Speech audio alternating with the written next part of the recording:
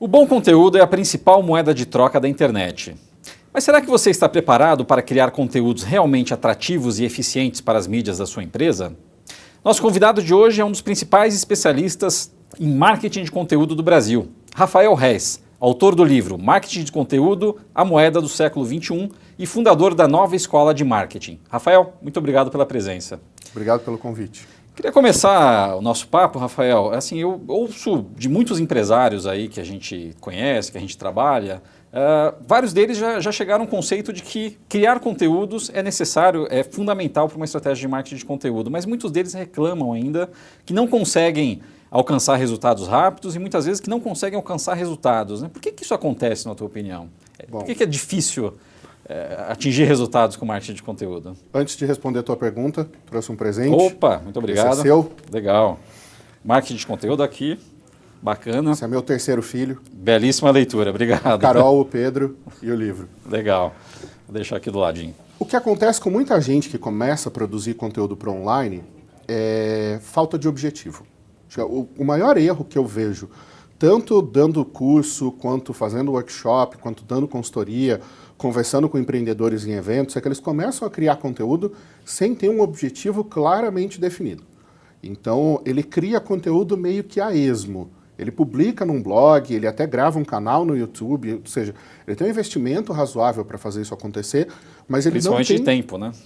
De energia, de tempo, de equipamento, muitas vezes, mas ele não tem uma visão clara de onde ele quer chegar. O segundo ponto que eu vejo um erro muito grande é não entender para quem ele está falando. Quem é o público dele, quem são as pessoas que ele está tentando atingir. Quando você sabe com quem você está falando, você consegue direcionar esse discurso e você entende melhor os problemas, as necessidades dessas pessoas.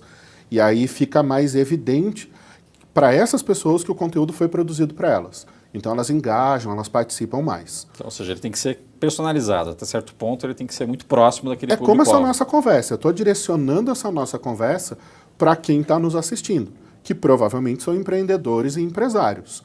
Então, é diferente se eu estivesse falando com um analista de mídia, com um profissional de marketing. Aí a linguagem é um pouco diferente.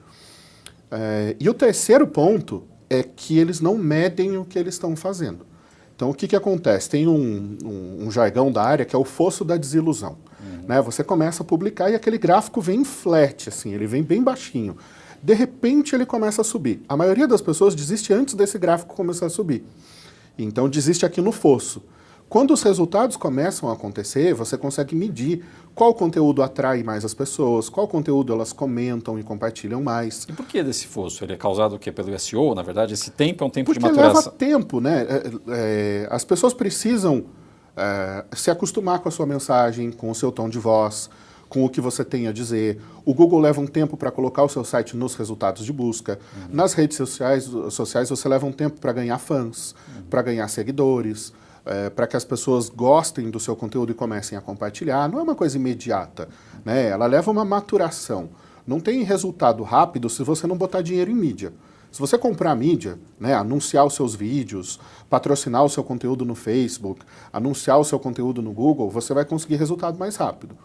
Só que se você estiver cometendo os 3 erros, isso não vai acontecer. Mesmo colocando dinheiro em mídia. Mesmo colocando dinheiro em mídia. Então, a hora que você chega na parte de métricas, tem um ponto fundamental para o conteúdo dar resultado. Entender qual conteúdo está gerando clientes interessados no seu produto ou no seu serviço. Em marketing, geralmente a gente chama esses clientes de leads. O lead é um contato. Né? Na linguagem do CRM, lá dos anos 90, era um contato. Depois isso foi gourmetizado na internet e virou o lead. Né? O lead é uma oportunidade comercial. Nem todo lead está no momento de decisão de compra. Então, às vezes, ele vai consumir seu conteúdo por 1 mês, por 6 meses, por 1 ano, antes de estar pronto para comprar de você. Já aconteceu comigo de um aluno vir fazer curso depois de consumir meu conteúdo por 3 anos. E isso é normal. E tem gente que descobre o conteúdo e dali 1 mês está fazendo um curso, um treinamento, ou contrata agência, alguma coisa assim. Então, ele leva um tempo. Então, são esses 3 pontos. O primeiro é você definir o objetivo, claramente, saber onde você quer chegar. O segundo ponto, você saber com quem você está falando e entender as necessidades dessas pessoas. E o terceiro ponto, você medir o resultado e saber qual conteúdo está atraindo as pessoas que realmente querem fazer negócio com a sua empresa. E é normal, dentro de uma série de conteúdos, alguns performarem, outros não. Isso o empresário não precisa ficar de cabelo em pé. Ou seja, Assim, ninguém acerta tudo, né? O Neymar não acerta todos os chutes para o gol, o Oscar não acertava todas as cestas, ele treinava muito, mas ainda assim ninguém acerta tudo. Sim. Então, tem conteúdos que às vezes eu faço e falo, pô, esse artigo podia estar melhor. Mas é aquela história, tem momentos em que você desiste, você não acaba. Você fala, não, chega, eu não vou mais ficar mexendo nisso, eu vou publicar. E de repente, pum, ele dá um baita resultado. E tem aqueles artigos que você fala, nossa, isso aqui vai bombar. tá maravilhoso. E você publica e não acontece nada. Então, assim, ninguém acerta sempre. Existem conteúdos que são de suporte, que são para você ajudar o cliente a tomar decisão, para você explicar para ele o que é alguma coisa, mas não são de tomada de decisão. E tem outros conteúdos que são para ajudar esse cara a escolher o produto, o serviço e puxar o telefone, ligar e fechar negócio. O grande erro que as empresas cometem quando elas vão para o ambiente digital é que elas querem anunciar só para os clientes aqui embaixo do funil. O cliente que já está querendo comprar. E esquecem de educar todos esses clientes aqui em cima que ainda não tomaram a decisão. Que estão pesquisando um imóvel, uma casa, um software, um fornecedor, seja lá o que for. Mas eu diria que o conteúdo ele tem um peso muito maior até para esse topo do funil, né? O cara que já está lá na base, digamos que ele já está meio educado, digamos assim, né? Ele já tem essa predisposição, né? Ele já está no momento de decisão de compra, mas às vezes ele não sabe que você é um fornecedor possível. Sim. Às vezes ele não conhece você como fornecedor. Então, para esse cara, o anúncio funciona muito bem.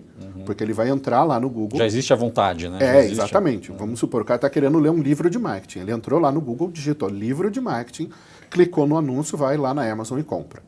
Agora, tem muita gente que está buscando lá o que é marketing, como melhorar as vendas da minha empresa, como gerar mais negócios. Esse cara ainda precisa de um processo para entender o que ele precisa melhorar. E aí ele vai ter que entender qual livro resolve esse problema dele. Ou se um livro vai resolver, se ele precisa de um curso, ou se ele pode assistir um vídeo, ou se ele precisa de um consultor, se esse consultor é um consultor do Sebrae, ou se de repente é a McKinsey. Né? Tudo bem que dificilmente alguém que procura o que é marketing vai contratar a McKinsey. Com certeza. Mas assim, existem fases diferentes desse processo. Então, o anúncio é fundamental para a hora do fechamento. Só que se você foca só no cliente do fechamento, ele representa 3% do volume total de clientes possíveis. Então, você está perdendo 97% do potencial do seu mercado. Legal. E, Rafael, na tua opinião, assim, qualidade ou quantidade? Ou os dois? Qualidade. Qualidade sempre. A gente vive em um mundo em que todo mundo tem voz. Você entra na internet, cria um canal no YouTube, você cria um blog, você abre um perfil numa rede social, todo mundo virou produtor de conteúdo. Onde existe excesso de informação, existe escassez de atenção. A atenção virou a moeda mais importante no século XXI. Então, para a gente chamar a atenção das pessoas, a gente tem que ter um conteúdo que se diferencie do resto. Quando está todo mundo produzindo quantidade, necessariamente você tem perda de qualidade. Se você vai comer um sanduíche de um fast food, você sabe que é diferente de comer numa hamburgueria gourmet. Sim. Né? A qualidade do hambúrguer, do pão, da salada, do preparo, do molho e coisa e tal. É a mesma coisa quando você vai produzir. Se você faz 5 posts por semana, nenhum deles vai ter a profundidade de você fazer um super artigo, resumir isso num e-book que a pessoa pode baixar e guardar com ela. E quando você fala de super artigo, a gente pode estar falando de um texto extenso, completo. Existe um mito também de muita gente, não, ninguém tem tempo de ler, ninguém quer ler, mas acho que não é verdadeiro, né? Conversa mole. Conversa mole, né? Eu tenho publicado artigos, e aí tem um plugin do WordPress que mede o tempo médio de leitura das pessoas. Artigos que levam de 10 a 12 minutos para as pessoas lerem. E o tempo médio de permanência na página é de 9 minutos. As pessoas leem. Eu lembro que um dos primeiros artigos que eu escrevi na internet, em 2002, no Web Insider, era "O usuário não lê o escambau". Né? Naquela época, o Steve Krug já falava isso num livro chamado Não Me Faça Pensar. As pessoas leem, mas elas leem o que presta. Como tem muito conteúdo ruim, as pessoas vão pulando esse conteúdo e vão lendo só os resumos, vão vendo só as imagens. Quando o conteúdo é bom, elas param e leem. E às vezes não é ler, às vezes é assistir, como esse vídeo nosso. Então, depende do formato também. Às vezes, ao invés de você fazer 5 vídeos curtinhos de 2 minutos, que funciona para uma linguagem para jovens, para crianças no YouTube, Você fazer um vídeo mais longo, de 25, 30 minutos, vai funcionar com adultos.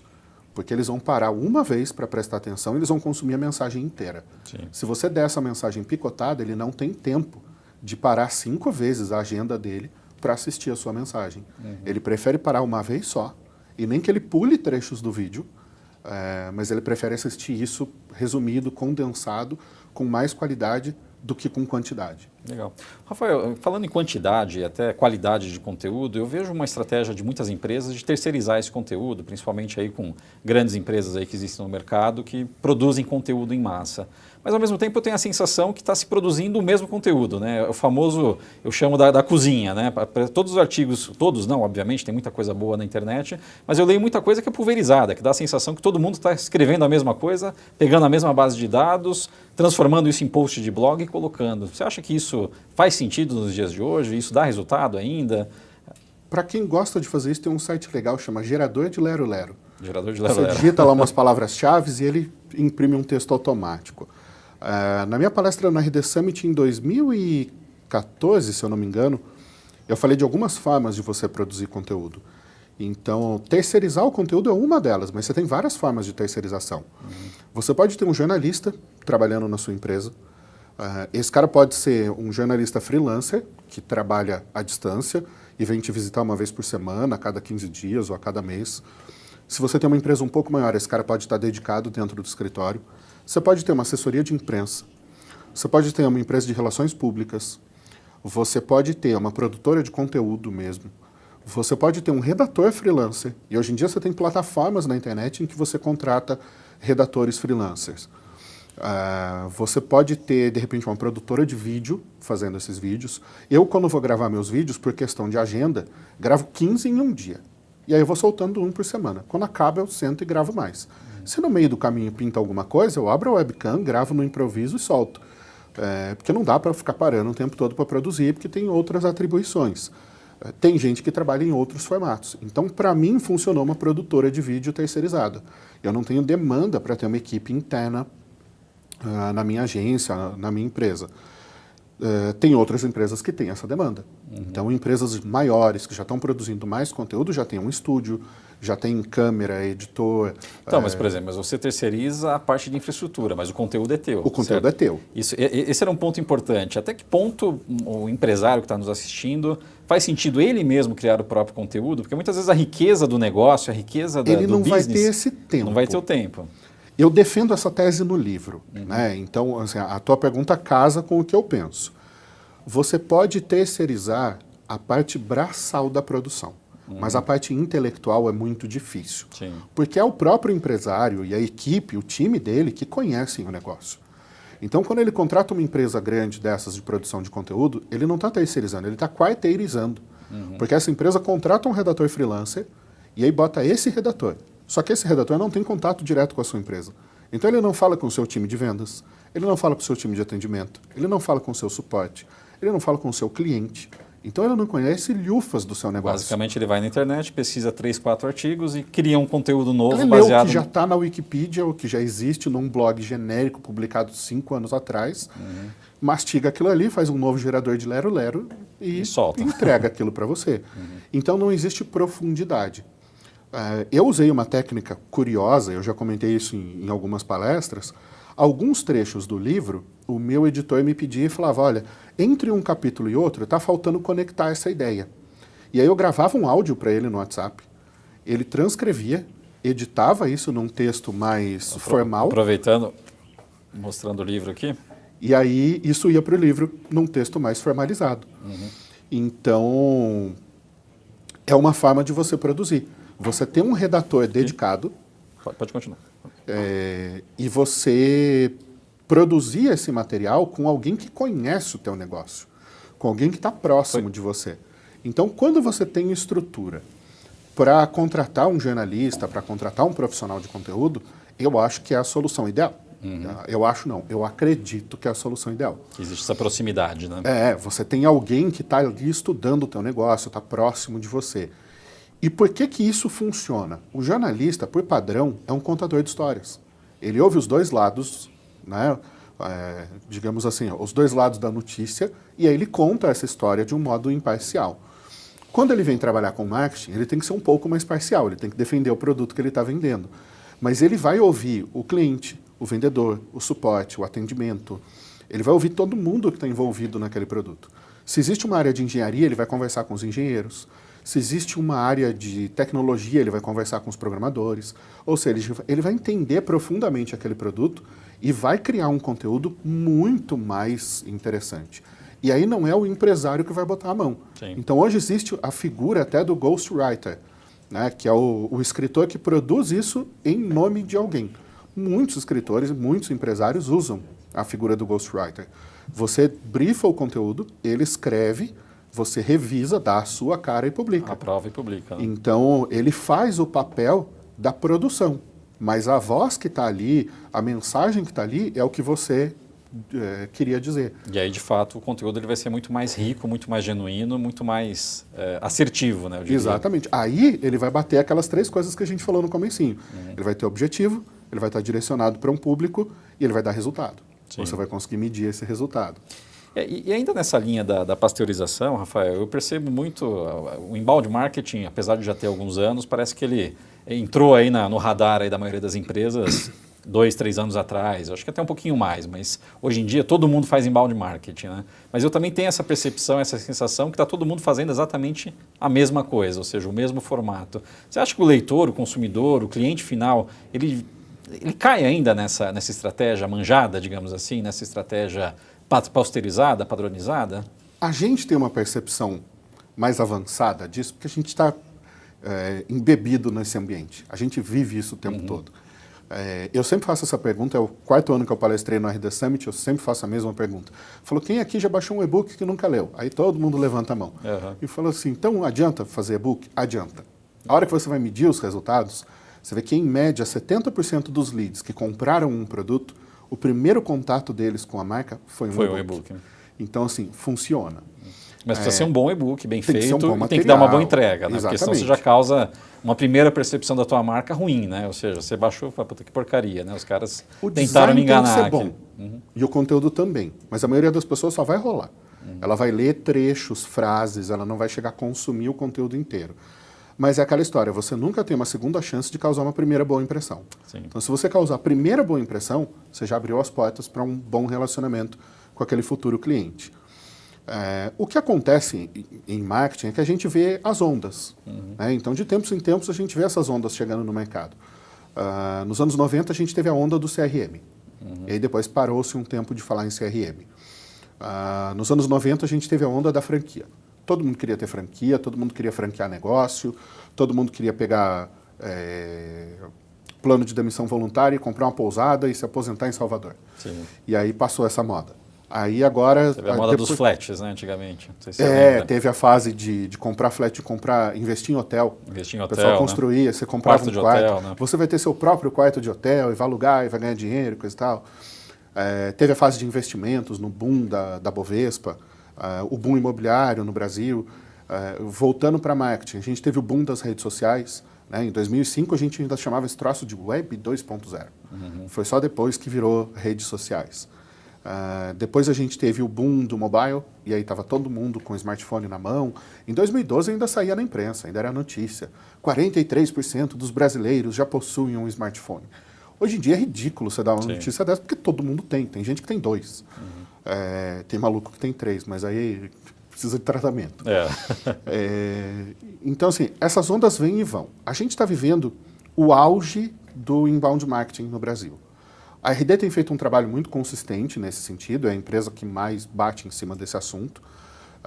Faz muito sentido, mas isso começou lá no ano 2000. Quando o Seth Godin escreveu um livro chamado Marketing de Permissão, ele lançou a pedra fundamental do que seria o marketing digital, que é o cliente te dar permissão para falar com ele. Ao invés de você fazer publicidade intrusiva e ficar botando anúncio na cabeça dele o tempo todo, você pede para abrir um diálogo e aí você começa a fornecer conteúdo para esse cara e cria um relacionamento. Eu leio o Seth Godin diariamente desde então. Eu sou assinante da newsletter dele há 17 anos. Eu tenho 12 livros desse cara. Sim. Eu já comprei 3 cursos online dele. O que para muita gente é novidade, mas já estamos aí há Então, mais de uma década. Para a gente é uma coisa batida, mas para muita gente ainda é uma coisa nova. Então a gente estava lá no Summit esse ano, tinha 8.500 pessoas lá. Para metade delas, esse assunto tem 1 ano de idade. Para elas isso está acontecendo agora. Então o mercado ainda precisa ser muito educado e muito catequizado sobre como fazer as coisas focado no longo prazo. Uma coisa que eu sempre reclamei, eu tenho agência de marketing digital desde 2002. Eu trabalho com marketing digital desde 1997. Eu nunca fiz outra coisa na vida. É que o cliente brasileiro típico, o empresário brasileiro típico, ele tem muita sede de vender. Só que ele resolve tudo na última hora. Então é sempre campanha de venda. Então é desconto, promoção, liquidação, ele está sempre brigando no preço, porque ele deixa tudo para a última hora. Ele não cultiva os clientes. Se ele cultivar uma base de clientes, ele vai ter cliente para sempre. O Magazine Luiza vende sempre, porque ele não abre só clientes novos, ele vende para os clientes que ele já tem. Até porque se você for depender só de preço, você está perdido, eu diria. Uma hora você não tem mais onde brigar. Uma hora você não vai ter mais preço competitivo. Né? Então o cliente vai lá no Magazine Luiza, ele abre um crediário. Aí ele paga aquele crediário até o fim. Quando ele paga a última parcela, ele compra outra coisa. E aí ele faz de novo, e depois de novo, e depois de novo. Então ele é um cliente recorrente, ele está sempre pagando. E ele está sempre comprando. E você só paga por esse cliente uma vez. A minha primeira chefe me ensinou isso. Ela falou, o cliente nunca é seu cliente quando ele compra a primeira vez. Ele é cliente seu quando ele volta e compra pela segunda vez. O cara que vem e janta no seu restaurante e nunca mais volta, ele não é seu cliente. Sim. Agora, o cara que vem e janta uma vez por mês, esse cara é seu cliente. O cara que vem comemorar o aniversário dele todo ano, esse cara é seu cliente. Você precisa tratar bem esse cara, precisa conhecer, É esse cara que vale dinheiro. Uhum. Porque esse cara indica para os amigos. Esse cara traz a família para comemorar. O dia que a filha vai apresentar o balé, ele vem jantar com todo mundo. O dia que é aniversário e ele quer juntar com os amigos da pós-graduação, ele leva essa galera lá. Então, assim, esse cara é o cliente bom. E a gente acaba deixando esse cara de lado, a gente não se relaciona. Fala, esse cara já é cliente. Né? E fica sempre buscando cliente novo. Isso é muito caro. Então, é um grande apelo que a gente, como profissional de marketing, faz. Aprenda a cultivar relacionamento. Né? A entregar valor antes de vender. Porque aí a hora que o cara compra, ele já é seu fã. E aí ele vai comprar de você, a maioria dos clientes tende a ficar satisfeito, e aí ele vai trazer novos clientes por indicação. Mas aí é uma visão imediatista, né? Acho que não só do empresário, mas do brasileiro, né? Mas o empresário acho que acaba tendo esse problema direto, né? Ele olha muito ali para faturamento, olha ali para os indicadores financeiros e esquece de plantar, né? E quando a gente fala de marketing, muitas vezes a gente está plantando para colher dali 6 meses, 1 ano, 2 anos, ou até mais, né? Ou para sempre. Ou para sempre. Mas, Rafael, queria continuar perguntando aqui sobre conteúdo. Quando a gente pensa normalmente em conteúdo, vem à mente da maioria das pessoas texto e vídeo. Eu acho que são as 2 linguagens mais tradicionais. Mas você tem uma série aí de outros formatos, né? Infográficos, calculadoras, testes. Qual que é o momento de você? Eu queria saber se você acredita nesses outros formatos também, se ele funciona para todo tipo de empresa e para qual momento ele deve ser utilizado. Tem uma técnica bem legal que eu vi 5 anos atrás nos Estados Unidos, eu vejo pouca gente usando no Brasil e que funciona muito bem. Às vezes você produz um conteúdo que nem esse em vídeo. Você pode derivar esse conteúdo em vários formatos. Você pode exportar esse conteúdo em áudio e a pessoa ouvir o podcast. Ela vai perder a nossa interação, mas ela vai conseguir entender o conteúdo.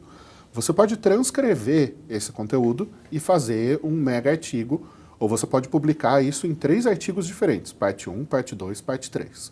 Você pode fazer um resumo desse material e soltar um e-book.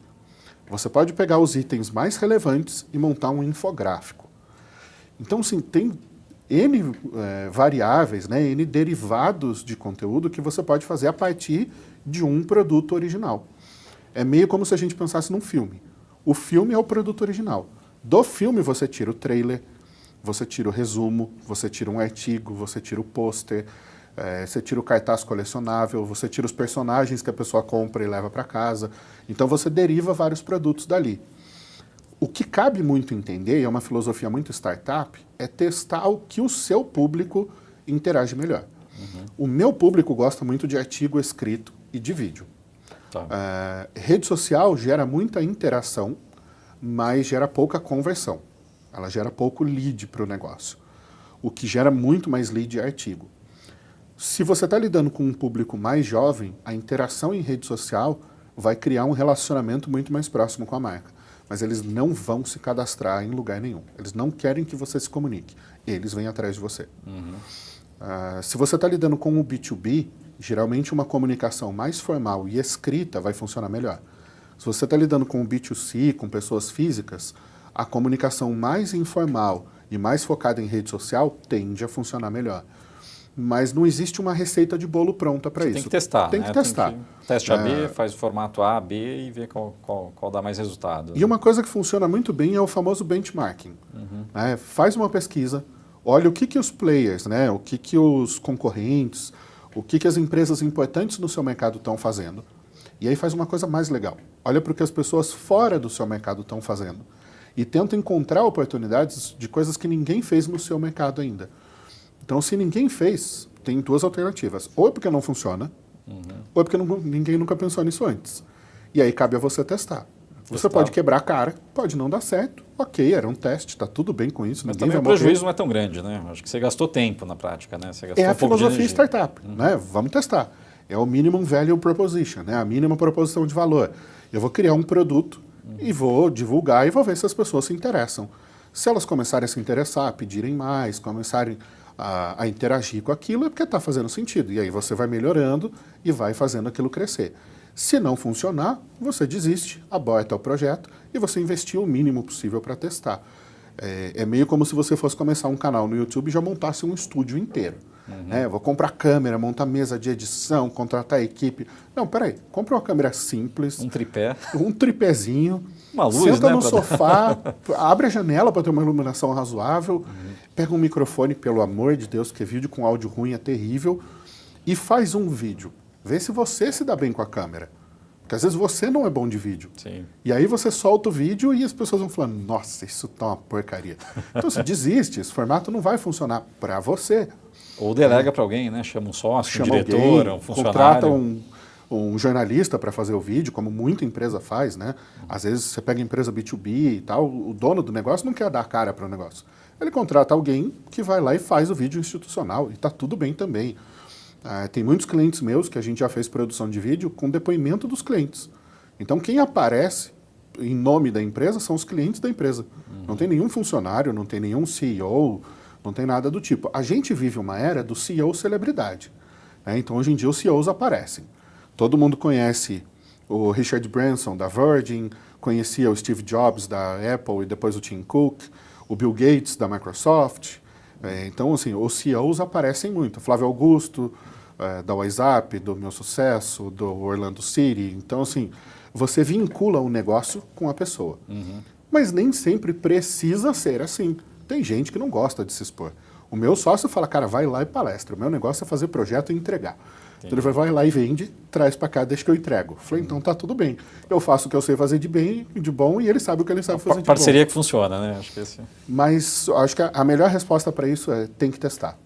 Faz aquilo que é confortável para você e que é razoável para o seu público, para a sua audiência. Interage com as pessoas, entende o que elas estão te dando de feedback e o que está funcionando bem ou não. Legal. E a questão da linguagem, Rafael, como é que você avalia? Porque você comentou muito do jornalista, né? O jornalista ele tem um texto, de uma forma geral, um pouco mais formal, né? Do que até o texto publicitário, do que o texto marqueteiro, né? Mas assim, existe um padrão na tua visão, assim, para que tipo de linguagem deve ser utilizada, para que tipo de comunicação, para que tipo de público? Hoje eu tenho visto muito a questão da linguagem persuasiva, né? Da escrita persuasiva, aquela escrita que vai te envolvendo. A hora que você vê, você chegou no final do texto e fala, eu quero o produto. Essa linguagem vale para todo tipo de comunicação ou não? Só um texto mais vendedor? Qual que é a tua análise dessa questão, da linguagem? Uma coisa que eu tenho observado, e até esses dias me perguntaram sobre tendência, e aí eu fiquei pensando sobre o assunto dirigindo para cá hoje, as pessoas estão buscando por opinião. Elas querem alguém que tenha opinião própria, que manifeste essa opinião. O que eu percebo muito é que está todo mundo cansado do politicamente correto. Aquela coisa do formalzinho, do bonitinho, do William Bonner, né? Boa noite, Cid Moreira...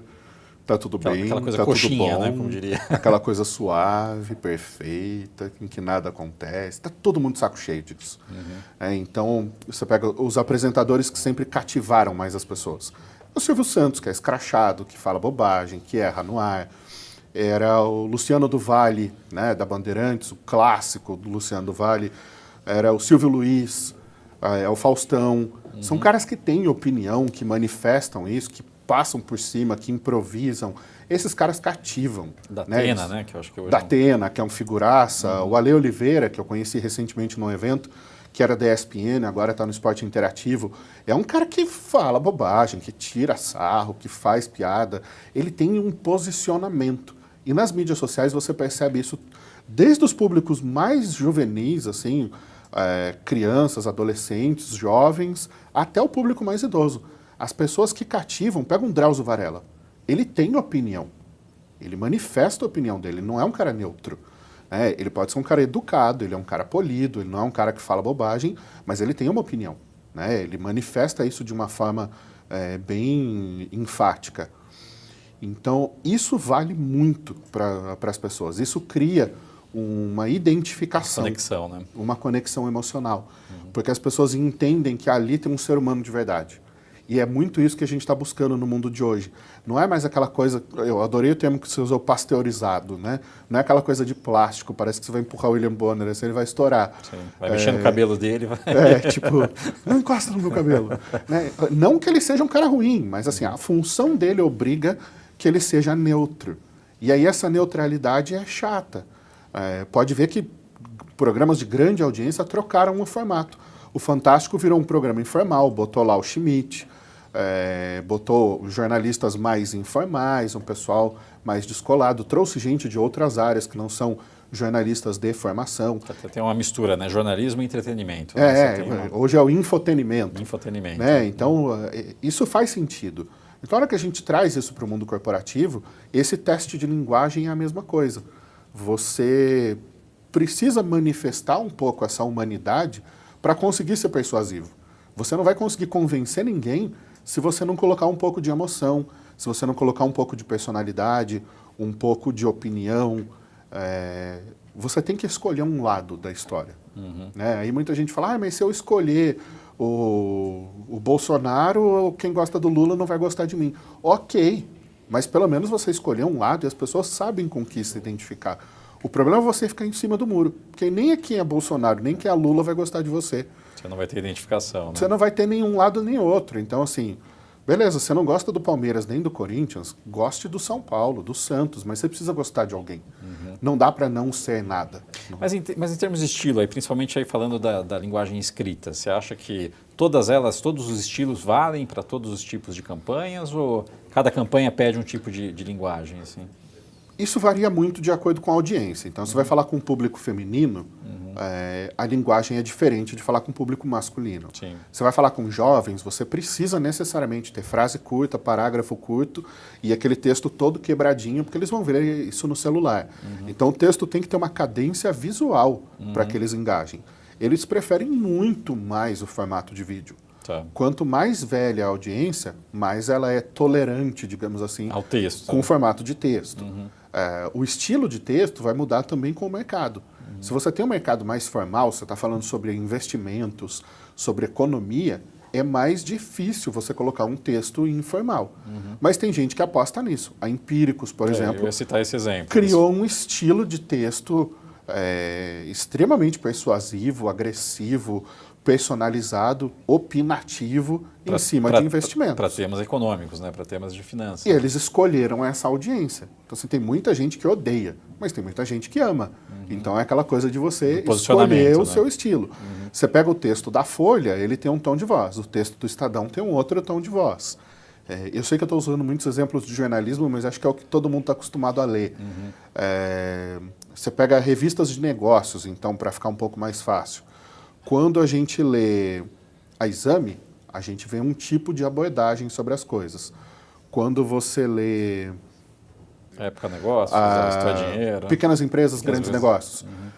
É uma outra abordagem, porque o pequeno empresário tem uma outra necessidade, muito mais tipo how-to, né? Como fazer, exatamente. Coisa Então, é muito mais mão na massa. A Exame é mais analítica, ela é mais um olhar para o mercado. Um pouco mais politizada. Até, exatamente. Ela é um pouco mais a opinião do especialista e coisa e tal.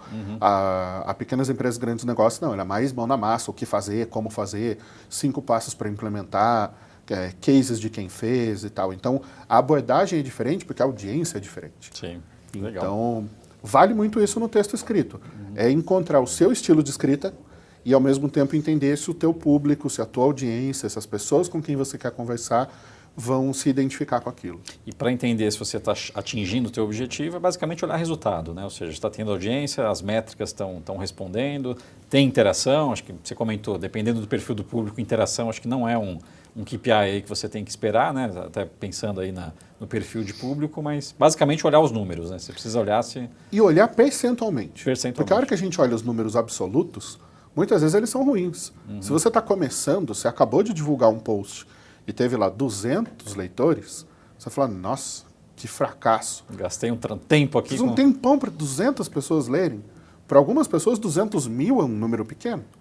Para outras, 1000 é um número muito grande. Então, olha percentualmente. Porque aí você consegue acompanhar mês a mês o quanto você está crescendo. E você vai melhorar essa porcentagem de conversão. E o que é, assim, pensando num trabalho de longo prazo, que percentuais são adequados em termos de crescimento, assim, quando você olha os teus KPIs? Olhando para o mercado em geral, eu diria que crescer 5% ao mês é tolerável. É razoável para qualquer mercado. Mas eu gosto muito do número do Eric da RD. Ele fala, cara, quer crescer agressivo enquanto você é pequeno? Olha para 10% ao mês. Enquanto você é pequeno, você consegue crescer 10% ao mês. Depois a régua fica mais alta. Depois vai ficando mais difícil. É a economia da China. Sim. Enquanto ela era menor, eles estavam crescendo num ritmo astronômico. 10, 12% era fácil, né? Cresceram demais, aí fica difícil. Né? Você não consegue nem ter insumo para produzir para tanta gente. Então, se você tem lá 1000 visitas, você consegue crescer para 1.100, para 1.210, para 1.330, e aí você vai crescendo 10% todo mês. Você está convertendo 5% dos leads, tenta converter 5,5%, 6%, e vai subindo isso de 10% em 10%, até que você vai achar um teto. A tua conversão não vai crescer 10% ao mês, percentualmente, mas ela vai crescer numericamente. Sim. Então, no mês você fez 500 leads, no outro 550, no outro 610, no outro 670, até que chega uma hora que você está convertendo 1.000 leads, 6 meses depois que você estava convertendo 500. E aí você fala, caramba, em 6 meses você dobrou a quantidade de contatos que você gerava. E isso é muito significativo. Né? Pensa num negócio físico, você abriu uma loja na rua, tem 5.000 pessoas passando na frente da sua loja por semana. Como é que você faz para 10.000 pessoas passarem ali? Não tem como. Sim. Né? Você criou ali uma estrada, né? Você criou uma audiência. Né? Então, a hora que você está no online, você consegue fazer isso. Você tem um blog com 10.000 visitas, você consegue fazer ele ter 11.000, 12.000, 20.000, 50.000. Vai chegar um dia que você vai achar o teto.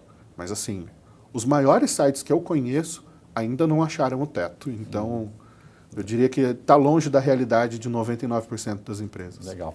Rafael, infelizmente a gente está chegando no final do programa, nosso tempo está acabando. Eu queria fazer uma última pergunta que eu imagino que é o objetivo aí de 10 entre 10 empresários, né, que trabalham com marketing de conteúdo. Como é que você viraliza um conteúdo? Como é que existe uma técnica, existe um segredo para você acertar na veia, para esse conteúdo de fato sair fora do padrão e explodir no bom sentido? Emoção. Emoção. Emoção. As pessoas compartilham aquilo que emociona. Já foi comprovado por diversos neurocientistas que o que gera lembranças, o que grava na sua memória é aquilo que te emociona. Então, o Google Fotos, por exemplo, eu deixo ele ativado no meu celular. De vez em quando ele traz fotos de 2 anos, 3 anos atrás, aí eu vejo as crianças pequenas. É aquele momento do meu dia que eu paro e olho ali e falo, meu Deus, que saudade. Então, assim, aquela emoção gera uma memória afetiva muito forte. E não é só o afeto, né? A gente tem várias emoções, tem as 6 emoções básicas, né? A alegria, o medo, a depressão, o susto, o nojo. Então, dependendo da abordagem, você pode usar emoções diferentes. Mas o importante é que isso toque as pessoas de uma forma emocional. Sim. Ninguém vai compartilhar um conteúdo extremamente técnico. 5 dicas para comprar um automóvel sem errar. É uma coisa que não apela para você. Não mexe com Agora, os sentimentos. A hora que você coloca assim, nunca mais erre ao escolher um carro usado. Então você apelou para a emoção de que uma vez o cara já errou. Quem nunca errou ao comprar um carro usado, não vai ser impactado. 90% das pessoas já erraram ao comprar um carro usado. Legal. Porque todo carro usado vai ter algum problema. Então, na verdade, o erro não é seu. É inerente ao processo. Mas elas vão sentir aquela emoção e falar, caramba, será que eu já cometi um erro que eu não sabia? Vou aprender e da próxima vez eu não erro. Então aí você tem um apelo. Quando você usa isso de uma forma estratégica, isso vai funcionar em qualquer mercado. Lógico que quando você está no B2B, você está no mercado mais industrial, no mercado mais formal, é mais difícil você apelar para isso. Até porque os componentes são racionais de decisão, muitas vezes, né? Tem o emocional, mas o racional ele mas tem um é aí peso. que tá. A emoção sempre funciona. A IBM usa isso muito bem. E sempre usou e está voltando a usar agora, né? Ela usou nos anos 80 um artifício que é a segurança. As pessoas são naturalmente inseguras na hora de tomar decisão. Porque se você vai tomar uma decisão, você pode estar tomando uma boa ou uma má decisão. Lá nos anos 80, foi criada uma frase, um jargão pela equipe comercial da IBM. Ela nunca foi formalmente adotada pela empresa, mas o mercado todo sabe que a IBM usava isso. Ele chegava na negociação, ele sabia que ele tinha o maior preço do mercado, e aí virava para o comprador e falava assim, ninguém nunca foi demitido por comprar a IBM. Então, assim, você vai arriscar o seu cargo comprando de outra marca? Seu emprego, aí a sua cadeira. Então, assim, você botou esse cara num estado de medo, ele ficou inseguro, ele vai tomar a decisão mais segura para ele, não a melhor decisão para a empresa. Então, a hora que você usa esse tipo de apelo no mercado B2B, sempre funciona. Então, siga o mercado, siga o caminho que as melhores empresas estão tomando. Eu vi um anúncio da IBM essa semana falando sobre o Watson lá, que é a solução de inteligência artificial deles, falando exatamente isso.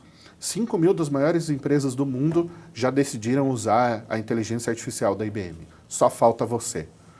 Isso fala, assim, ele te deixa naquela sensação de que você está perdendo o mercado, de que você está perdendo para a concorrência, Você está para trás, de que você é o último a tomar a decisão.